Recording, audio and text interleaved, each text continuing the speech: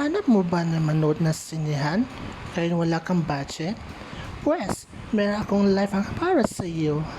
Kasi nandyan akong mga first friend ko at sa mga kaibigan ko manood sila ng free Netflix. Of course, kasama ko isang brother.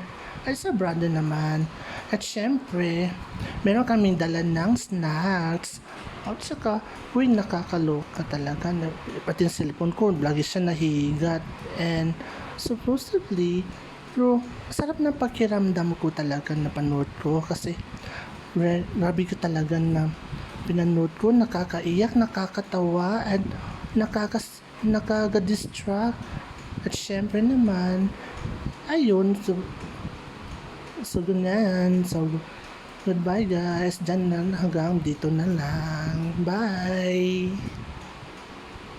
Debe to sinihan ha. Kasi na-invite na lang ako sa mga friends ko. Bye!